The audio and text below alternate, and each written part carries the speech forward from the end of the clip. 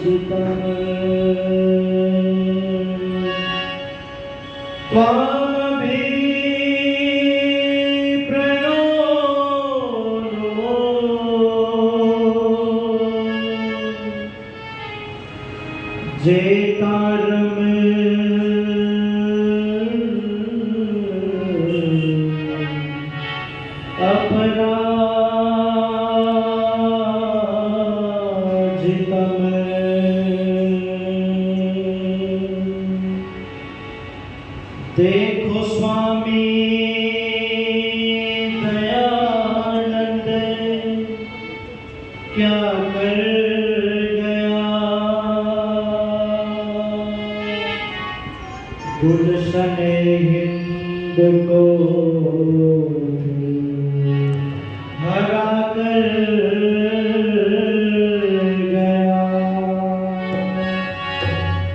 तर्क के तीर बरसाए इस जोर से, होश पाखंडियों के हवा कर गया। कुल मुजाहिब में ऐसी मची खलबली, गोया महशर का आलम दबा कर गया। वे बुरे हैं जो कहते उसको बुरा, वो भला था हमारा भला कर गया। वो भला था हमारा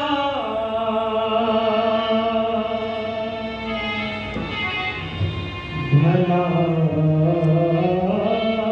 कर गया।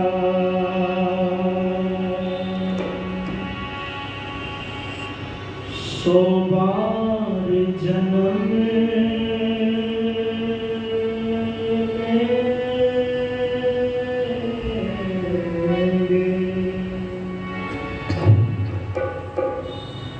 सो बार जन्म लेंगे, सो बार फना होंगे।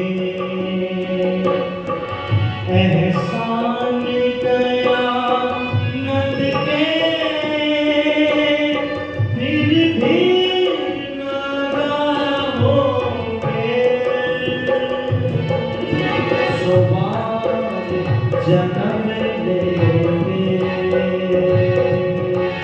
सुबार फना होंगे।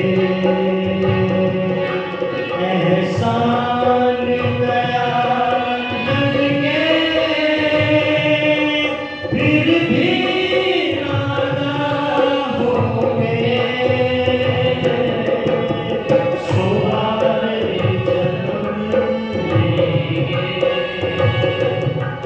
गुजरात की धरती से सूरज की किरण फूटी,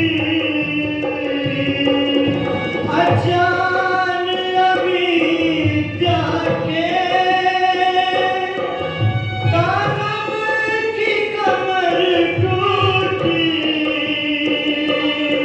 पुरनूर हुआ भारत, अब रासो समा होंगे,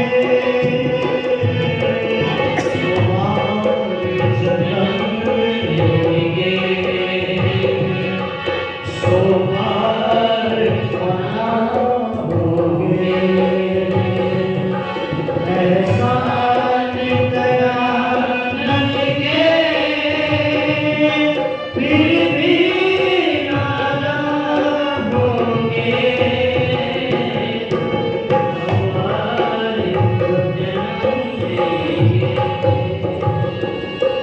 वीरार्य मुसाफिर से बलिदान दिए हमको, स्वामी श्रद्धानंद जैसे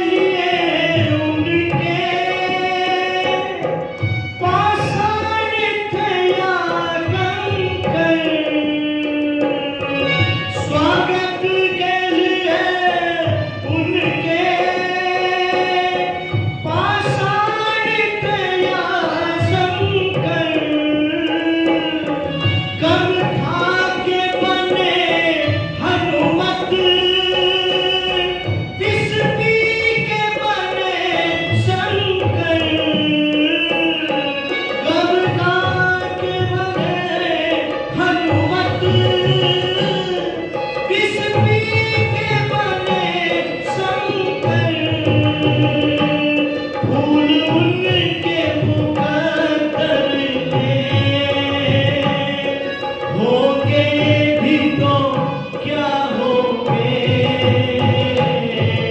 सुमार जन्म लेंगे, सुमार फना होगे, ऐसा गया रंग के फिर भी नाराज होगे, सुमार जन्म लेंगे, सुमार फना होगे, एहसान दयानंद के फिर भी नाराज होगे, सुमार जन्म लेंगे, फिर भी ना अदा होगे, फिर भी ना अदा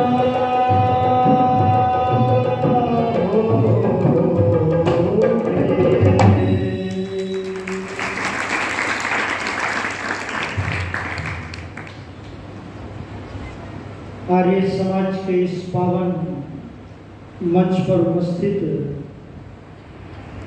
आर्य जगत के बहुत ही उच्च कोटि के संत सन्यासी जो पूरे देश में जाकर के वेद का प्रचार करते हैं, या यूं कहिएगा जिन्होंने वेद के लिए और दयानंद के लिए जिन्होंने अपने जीवन को समर्पित कर दिया, ऐसे भगवान के भक्त पूज्य स्वामी सच्चिदानंद जी महाराज मंच का बहुत अच्छे से संचालन करने वाले बहुत अच्छे विद्वान आचार्य श्री प्रमोद योगार्थी जी मंच पर उपस्थित हैं, बहुत अच्छे पुरोहित और भजनोपदेशक आदरणीय कर्मवीर शास्त्री जी, और उन्हीं के समीप में बैठे हुए बड़े ही होनहार पुरोहित और भजनोपदेशक आदरणीय सूर्यदेव वेदांशु जी, और आर्य समाज के बड़े ही मजबूत स्तंभ जिन्होंने ऋषि के लिए अपने जीवन को समर्पित किए हुए हैं, आदर में सम्मान के योग्य आदरणीय हमारे श्री चौधरी हरि सिंह सैनी जी, मेरे बहुत अच्छे साथी आदरणीय भाई सुरेंद्र आर्य जी, इस आर्य समाज की बड़े ही यशस्वी और बहुत ही कर्मठ प्रधान आदरणीय श्री सिम्मी काठपाल जी, उनकी समस्त सहयोगी जन बहनें और सम्मुख बैठी हुई पूजा के योग्य माताओं एवं बहनों, राष्ट्र के होनहार विद्यार्थियों, ब्रह्मचारियों, अभी बहुत सुंदर सी चर्चा आपने स्वामी सच्चिदानंद जी से सुनी, वो वेद की महिमा का गान कर रहे थे, वो वेद के महत्व को समझा रहे थे कि वेद का हमारे जीवन के अंदर कितना महत्वपूर्ण स्थान है, और हमारे ऋषियों ने वेदों को पढ़ करके ये कहा कि वेद तो मेरे परम बल हैं, वेद मेरी आंखें हैं, वेद ही मेरा सब कुछ है, ऐसा यहाँ के विद्वानों ने ऋषियों ने कहा है। तो ये जो वेद है इसके अंदर समस्त जो है विद्याएं हैं, इस वेद के अंदर ही मानव का कल्याण निहित है। और महर्षि स्वामी देवदयानंद जी की ये विशेषता रही है कि उन्होंने अपनी एक भी बात नहीं की, ब्रह्मा से लेकर के जैमिनी पर्यंत जो ऋषियों का मंतव्य रहा उसको ही प्रस्तुत किया महर्षि दयानंद जी ने।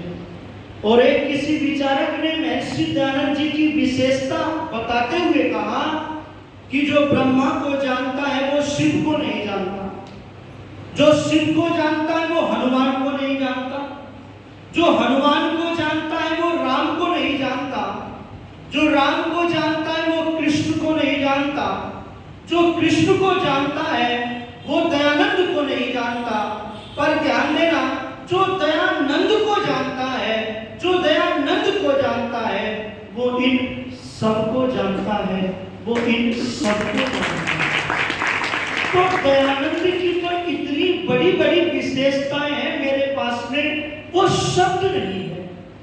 जब बड़े बड़े अंग्रेजों ने ऋषि दयानंद को पढ़ा, बड़े बड़े जो अंग्रेज विद्वान भी हुए हैं, बहुत सारे दार्शनिक भी हुए हैं, जब उन्होंने ऋषिवर दयानंद जी की ऋग्वेदादि भाष्य भूमिका और बहुत सारी पुस्तकों को पढ़ा, तो उन्होंने कहा कि हम दयानंद के जूते के फीते बांधने की भी योग्यता नहीं रखते।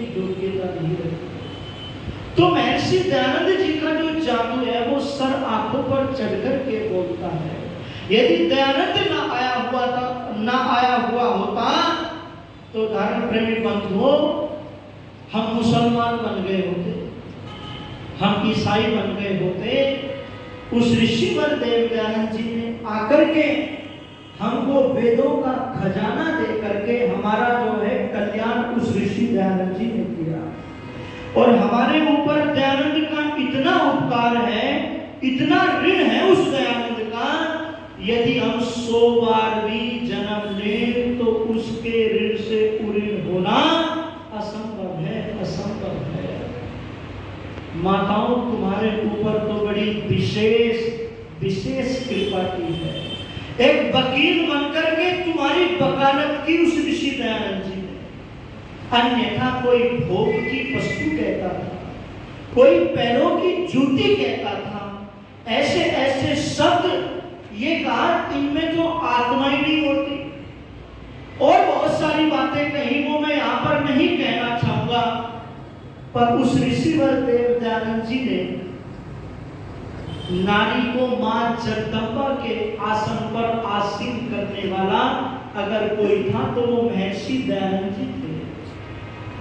स्त्री ही ब्रह्मा बभू विथा का उद्घोष करने वाला अगर कोई था तो वो महर्षि दयानंद जी थे। और इस हिंदू परंपरा में जो सम्मान, इतना ऊंचा सम्मान नारी को प्राप्त है, वो अन्य किसी मतांतर में वो सर्वोच्च स्थान नारी जाति को प्राप्त नहीं है। चाहे मुसलमानों में चले जाओ, चाहे ईसाइयों में चले जाओ, बौद्धों में चले जाओ, जो सम्मान इस समाज में नारी जाति को ऋषि दयानंद जी ने दिया है, वो सम्मान कोई मौलवी जो है माताओं बहनों को नहीं दे सकता है। इसलिए मैं डंके की चोट पर कहता हूं कि ऋषिवर देव दयानंद जी ने इस संसार का इतना बड़ा उपकार किया है, इतना बड़ा उपकार किया है। और आर्यों से भी कह दिया एक नियम में कि संसार का उपकार करना इस समाज का मुख्य उद्देश्य है। जितने भी उपकार हो सकते हैं संसार के अंदर, इस पूरे विश्व में, तो वो इस समाज का मुख्य उद्देश्य है। तो ये जो वेद की जो हमें कसौटी मिली है, ये ऋषिवर देव दयानंद जी से मिली है। अन्यथा वेद पढ़ने का तो दूर की बात रही, सुनने तक का अधिकार नहीं था। और आज भी बहुत सारे गांव ऐसे हैं, आज भी बहुत सारे स्थान ऐसे हैं जहां पर लोगों ने वेद देखे तक नहीं है। उस ऋषिवर देव दयानंद जी के जब जीवन को पढ़ते हैं तो आंखों में अश्रुधारा बह जाती है। गुरुकुलों की चर्चा कर रहे थे कि गुरुकुलों से वेद की रक्षा होगी, गुरुकुलों से संस्कृति और सभ्यता की रक्षा होगी। मुझे याद आती है स्वामी श्रद्धानंद जी के जीवन की घटना। अंग्रेज लोग तलाशी लेने गए श्रद्धानंद जी के गुरुकुल में। सुना है तुम्हारे गुरुकुल में बम तैयार होते हैं, बम, हम तुम्हारे गुरुकुल की तलाशी लेना चाहते हैं, और यदि बम मिल गए तो गिरफ्तारी भी होगी और भी बहुत सारी कानूनी कार्यवाही होगी। पूरे गुरुकुल का जो है उन्होंने छानबीन मारा, पर कहीं भी बम का गोला नहीं मिला, बंदूक नहीं मिली। अंत में स्वामी जी के पास में जाकर के कहने लगे, स्वामी जी बम तो मिले नहीं। बोले बम तो हैं, तुम्हें कैसे नहीं मिले? बोले कहां पर है बम? तो सामने जो है ब्रह्मचारी दंड और बैठक लगा रहे थे, उनकी ओर इशारा करते हुए कहा, देखो यही वो बम के गोले हैं जिनको मैं तैयार करता हूं, जिनको मैं बम का गोला। और गुरुकुल कांगड़ी के इतिहास को उठा करके पढ़ना, गुरुकुल कांगड़ी के इतिहास को। उस गुरुकुल से इतने सुयोग्य विद्वान आचार्य स्वामी श्रद्धानंद जी ने दिए कि उन्होंने देश धर्म जाति के लिए अपनी जवानी को निछावर कर दिया। कौन भुला सकता है आचार्य अभय विद्यालंकार को, जिसने एक पुस्तक लिखी ब्राह्मण की गौ, बहुत गजब की पुस्तक है, अपने बच्चों को पढ़वाना यदि उनका कल्याण करना चाहते हो। उसमें बहुत गजब का चिंतन एक गुरुकुल का स्नातक देता है। सोचते हैं लोग गुरुकुल में जाकर के क्या करेगा, बड़ी मानसिकताएं बिगड़ी हुई है गुरुकुल के विषय में। लोग कहते हैं गुरुकुल में तो पूजा पाठ सीखेगा, गुरुकुल में तो जो है बिगड़े हुए जाते हैं। पर ध्यान देना, ये हमारी जो मानसिकता है इसको बदलना पड़ेगा हमको, क्योंकि गुरुकुल में से जो पढ़ करके आता है ना, वो विद्या में स्नान करके आता है और वो जो है एक मानव बन करके आता है, समाज का कल्याण करने के लिए आता है। गुरुकुल तो चतुर्दिक उन्नति का आधार है। गुरुकुल से एक हमारी मेरी बहन, मेरे मित्र की बहन IAS बन गई गुरुकुल से निकल करके, प्रोफेसर बन गए गुरुकुल से निकल करके। और मुझ जैसा एक छोटा व्यक्ति भी जो है पूरे देश में जाकर के मैं वेद का प्रचार करता हूँ, और गुरुकुल में से निकल करके बहुत सारे लोग विदेशों में योग करा रहे हैं। तो गुरुकुलों में हम अपने बच्चों को अवश्य पढ़ाएं, क्योंकि गुरुकुलों से ही संस्कृति की रक्षा होगी। तो मैं चर्चा करने लगा था कि स्वामी दयानंद जी ने हमको वेद पढ़ने का अधिकार दिया और वेद के लिए अपने जीवन को न्यौछावर कर दिया। ये बहुत बड़ी बात है। बहुत सारे ब्रह्मचारी गुरुकुल में पढ़ते थे। स्वामी विरजानंद जी को चिंता सताती थी, कोई ऐसा सुयोग्य ब्रह्मचारी मिल जाए, विद्यार्थी मिल जाए जो मेरी विद्या को फलीभूत कर दे। वर्षों से एक आशा लगी हुई थी, एक चिंता थी, क्या मेरी विद्या यहीं पर लुप्त हो जाएगी, मेरे सपनों को साकार कौन करेगा। और एक दिन जो है बस कुंडी खटखटाई, बोले कौन, दरवाजा खटखटाया, बोले कौन, बस यही जानने के लिए आया हूं। उस स्वामी दयानंद जी ने विरजानंद जी के सानिध्य में अपने जीवन को तपाया। जो विद्या जो है 10 वर्ष में 12 वर्ष में पूरी होती है, उसको 3 वर्ष में ऋषि वरदानंद जी ने पूरा कर लिया। इतने गजब के मेधावी विद्वान थे ऐसी दयानंद जी।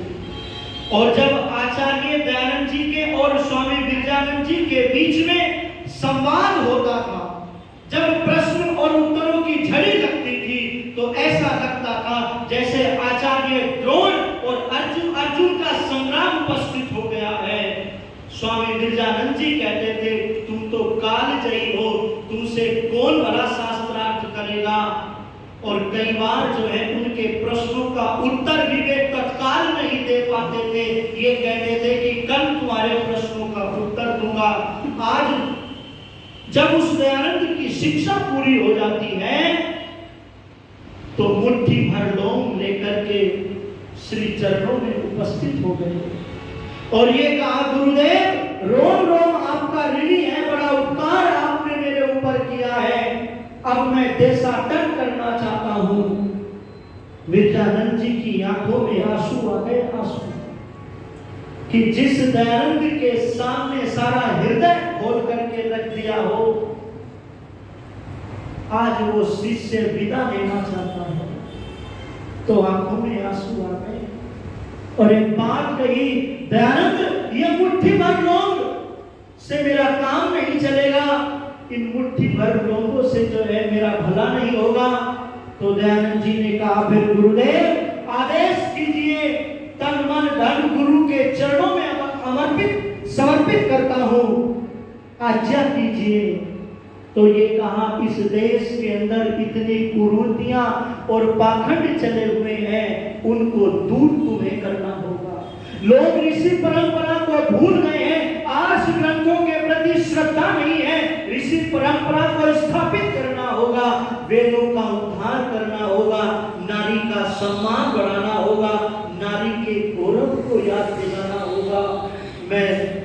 दक्षिणा में तुमसे तुम्हारा जीवन मांगता हूं, तुमसे तुम्हारा जीवन मांगता हूं। तब उस समय पर उस वेदों वाले ऋषि ने ये कहा था, गुरुदेव प्रतिज्ञा है मेरी,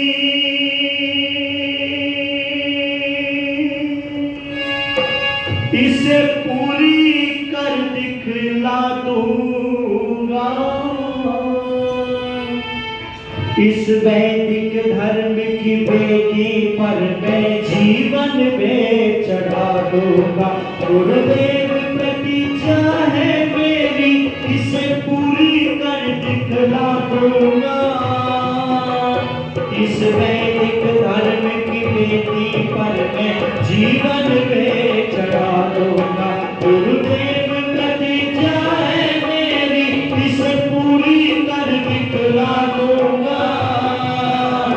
इस वैदिक धर्म की वेदी पर मैं जीवन में चढ़ा दूंगा। गुरुदेव प्रतिज्ञा है मेरी। तन पास नहीं तन मन अपना सिर गुरु चरणों में धरता हूँ।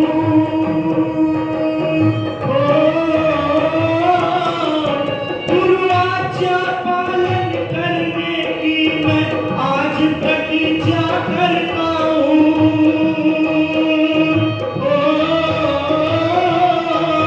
अपना सर्वस्व लुटा कर भी, अपना सर्वस्व लुटा कर भी अपना कर्तव्य निभा दूंगा। इस वैदिक धर्म की वेदी पर मैं जीवन में चढ़ा दूंगा। गुरुदेव प्रतिज्ञा है मेरी, इसे पूरी कर दिखला दूंगा। इस वैदिक धर्म की वेदी पर मैं जीवन में चढ़ा दूंगा। गुरुदेव प्रतिज्ञा है मेरी। जनहित के लिए विष के प्याले अमृत करके मैं पी लूंगा।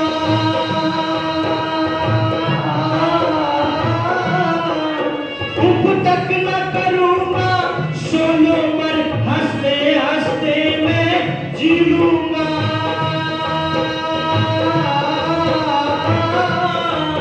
बातों से भरी इन राहों पर फूलों की तरह मुस्कुरा दूंगा। इस वैदिक धर्म की वेदी पर मैं जीवन में चढ़ा दूंगा। गुरुदेव प्रतिज्ञा है मेरी, इसे पूरी कर दिखला दूंगा। इस वैदिक धर्म की वेदी पर मैं जीवन में चढ़ा दूंगा। गुरुदेव प्रतिज्ञा है मेरी। जब शिष्य आपका उठ करके वेदों का बिगुल बजाएगा,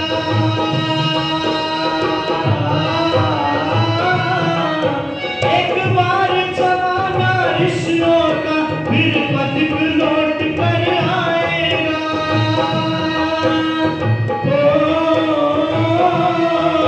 ऋषियों की पावन भूमि को मैं फिर से स्वर्ग बना दूंगा।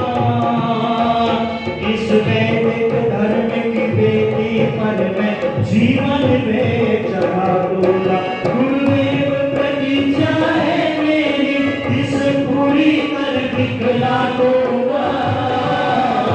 इस वैदिक धर्म की वेदी पर मैं जीवन में चढ़ा दूंगा। इस वैदिक धर्म की वेदी पर मैं जीवन में चढ़ा दूंगा। इस वैदिक धर्म की वेदी पर मैं जीवन में चढ़ा दूंगा। मैं जीवन में चढ़ा दूंगा। मैं जीवन में चढ़ा दूंगा।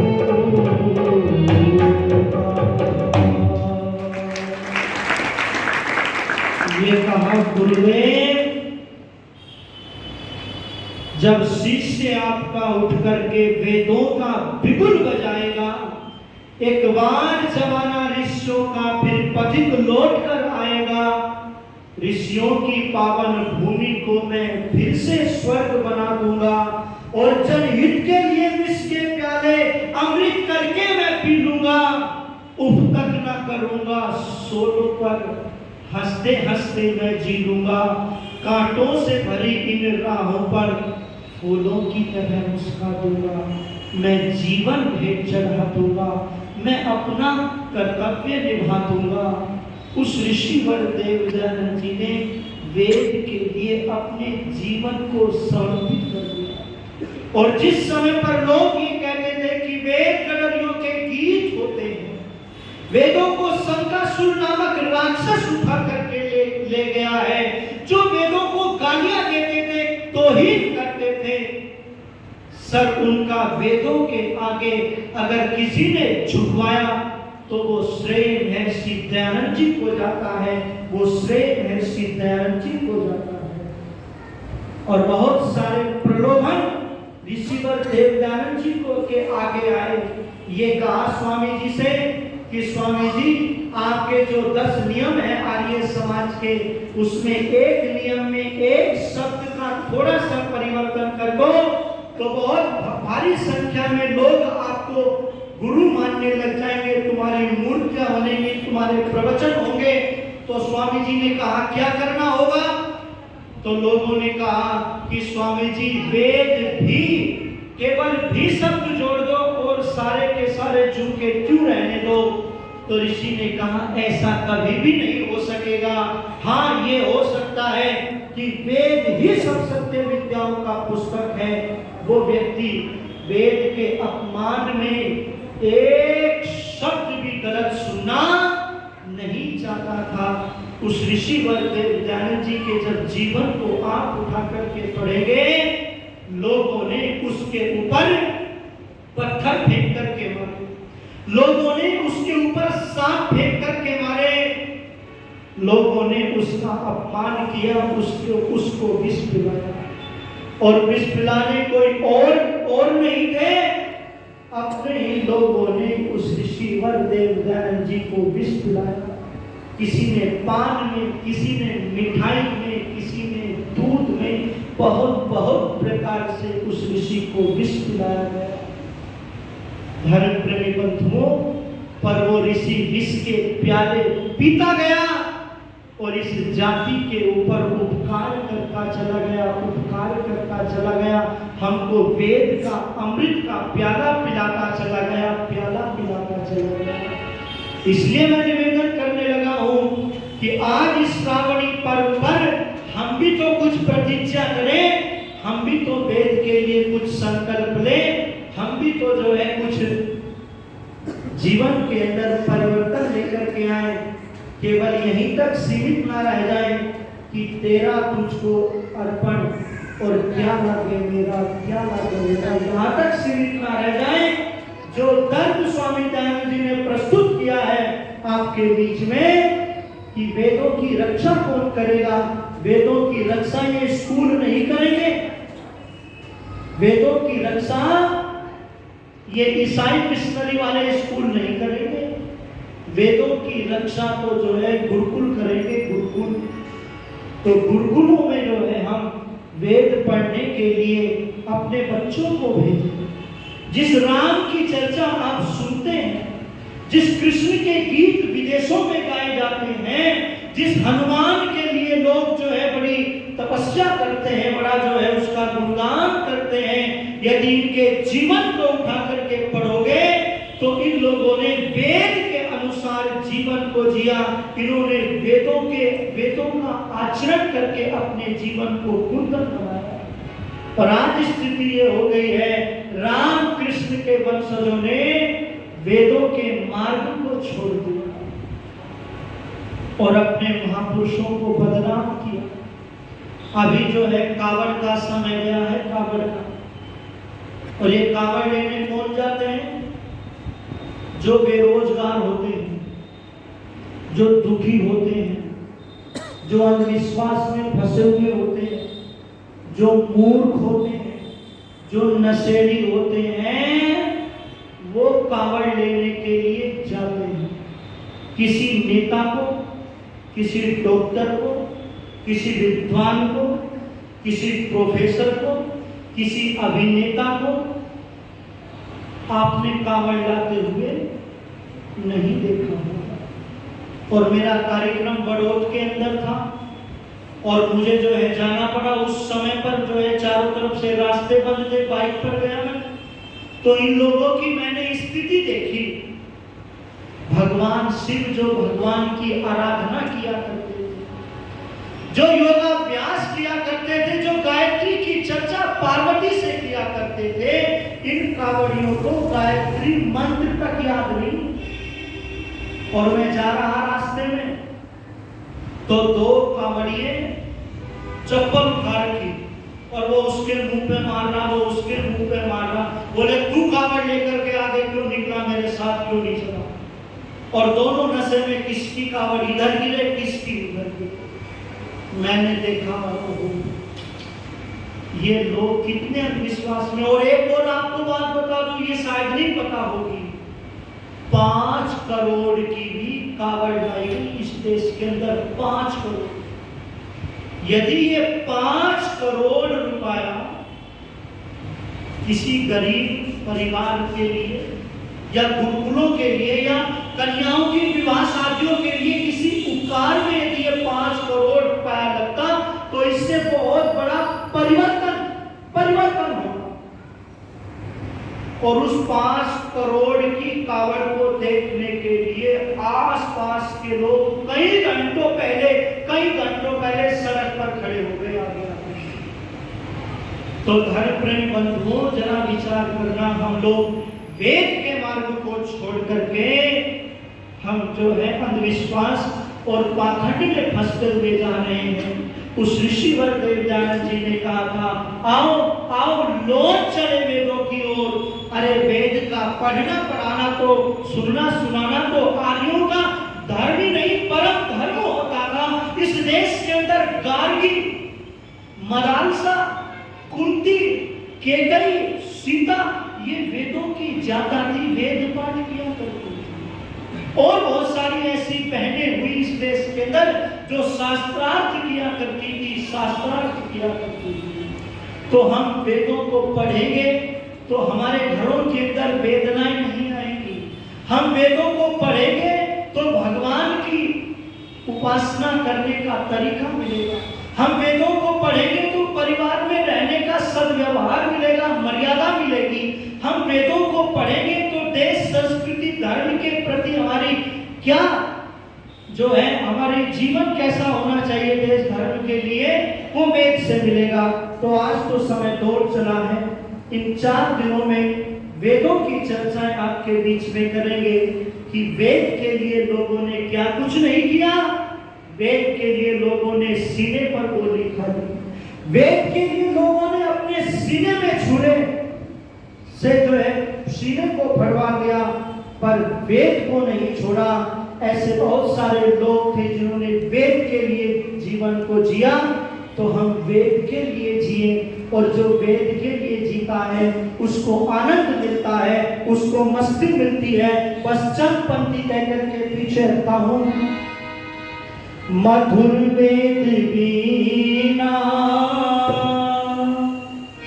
बजाए चला जा, जो सोते हैं उनको जगाए चला जा।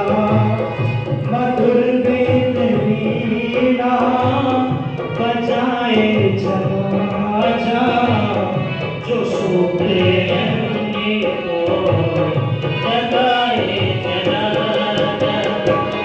मधुर वेद वीणा बजाए चला जा, जो सोते हैं उनको जगाए चला जा। अविद्या अंधेरे में जो धंस रहे हैं, अविद्या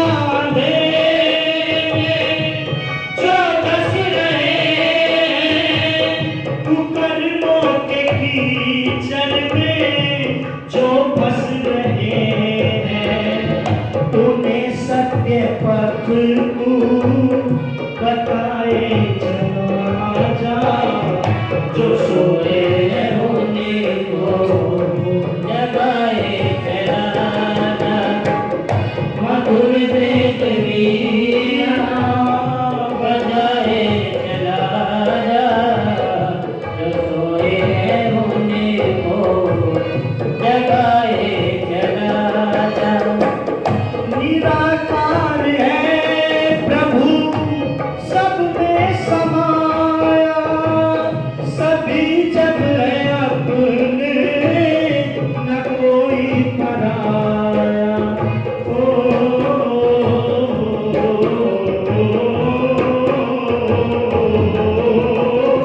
निराकार है प्रभु सब में समाया, सभी जब है अपने न कोई पराया। बिना फूट मन से मिटाए चला जा, दयानंद की जय जय मनाए चला जा, जो आए नहीं उनको बुलाए चला जा, जो रूठे हैं उनको मनाए चला जा, मधुर वेद वीणा बजाए चला जा, जो रूठे हैं उनको मनाए चला जा, जो सोए हैं उनको जगाए जगाए चला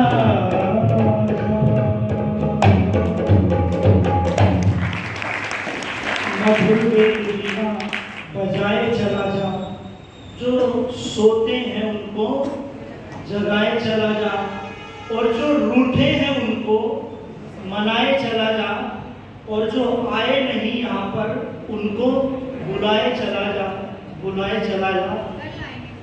तो कल मैं चाहता हूँ कि ये पूरा जो है हॉल आपका भर जाए, और इसका बुलावा देना आप लोग कि चलो वेद के अंदर बहुत अच्छे अच्छे विद्वान आए हुए हैं, उनके भजन सुनेंगे, कुछ जो है जीवन उपयोगी चर्चा वहां से सुनने को मिलेगी। तो इन 5 दिनों का आप भरपूर आनंद लीजिएगा। प्रभु नाम की लूट मची है, लूट सके तो लूट। तो थोड़ी सी चर्चा की वाणी को विराम। बहुत बहुत धन्यवाद है। और बड़े ऊंचे स्वर में मोहित जी ने अपनी आवाज में गीत सुनाए, और जैसे उपस्थिति होगी आवाज और बढ़ेगी। आगे आने वाले समय में 100 रुपये हमारे भाई जी देकर